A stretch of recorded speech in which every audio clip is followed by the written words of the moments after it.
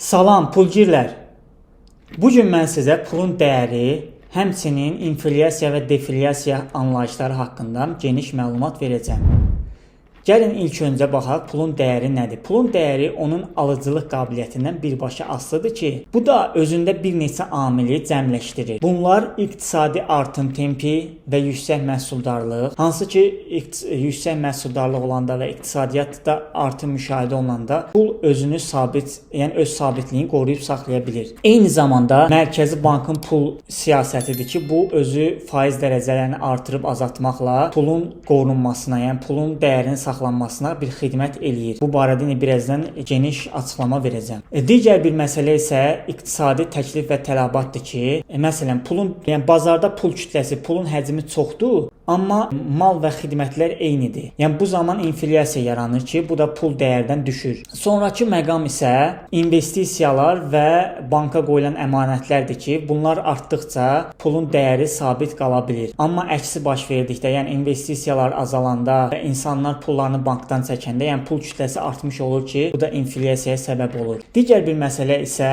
bu son 10 ildə bizdə, yəni bizim ölkədə görünmüşdür ki, milli valyutanın xarici valyutaya nisbətən dəyər itirir ki, bu da ithal zamanı, yəni ithal olunan məhsulların bahalaşmasına gətirib çıxardır ki, bu da özü özlüyündə birbaşa inflyasiyanı yaradır. Dostlar, inflyasiyaya belə bir tərif versək, o uzun müddətli dövr ərzində mal və xidmətlərin artması deməkdir ki, bu da pulun eyni zamanda alıcılıq qabiliyyətini azaldır, həmçinin pul kütləsini də çoxaldır. Təbii ki, bu inflyasiyanı yaradan səbəblər var. Bunlar Mərkəzi Bankın həddindən artıq pul çap etməsidir, eyni zamanda istehsal xərclərinin artmasıdır. Bunlara misal olaraq enerji xərclərini, eyni zamanda yəni buna daxildir benzin xərclərini, yəni benzinin bahalaşmasını, həmçinin əmək haqqları və pensiyaların artırmasını göstərə bilərik. Eyni zamanda da tələbatın artması və istehsalın buna cavab verə bilməməsidir ki, getdikcə yüksək tələb qarşısında da inflyasiya yarana bilir. Təbii ki, mal və xidmətlərin səviyyəsi eyni qaldıqda.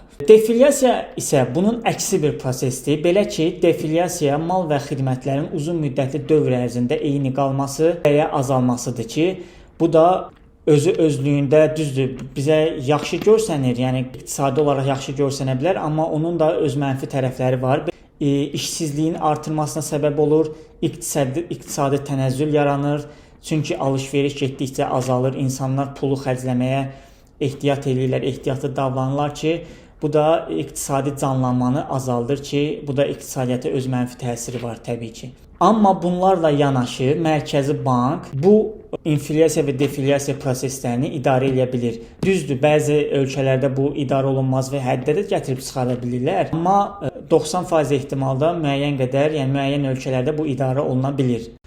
Hə dostlar, indi sizə Mərkəzi Bankın inflyasiya və deflyasiya zamanı pul siyasəti haqqında məlumat verəcəm. Belə ki, inflyasiya zamanı, yəni pulun alıcılıq qabiliyyəti düşəndə Mərkəzi Bank faiz dərəcələrini qaldırmaq məcburiyyətindədir ki, bu da özü öz növbəsində insanların yəni borcdan azad olmasına gətirib çıxardır. Belə ki, insanlar getdikcə, yəni bank faizləri yüksək olduğundan daha az borclanırlar. Digər bir məsələ isə vergilər artırılır ki, dövlət xərcləri azalsın ki, bu da iqtisadi artımı yavaşladır. Deflyasiya prosesi zamanı isə bunun əksi tədbirlər yerinə yetirilir. Belə ki, Mərkəzi Bank faiz dərəcələrini azaldır ki, bu zaman insanlar daha çox kredit götürsünlər, iqtisadi canlanma yaransın, yəni insanlar daha çox alış-verişə üstünlük versinlər. Digər bir məsələ isə dövlətin infrastruktur layihələrinə xərcləri artır. Yəni buna da misal olaraq yol infrastrukturunu, bina, körpü tikintilərini göstərə bilərik. Demək dostlar, bugünkü mövzumuz bu qədər. Bizi izləmədə qalın. Aşağıdakı linklərdən bizim sosial şəbəkələrə qoşula bilərsiniz. Həmçinin orada yarışmalar və eyni zamanda gündəlik bazar analizlərini siz izləyə bilərsiniz.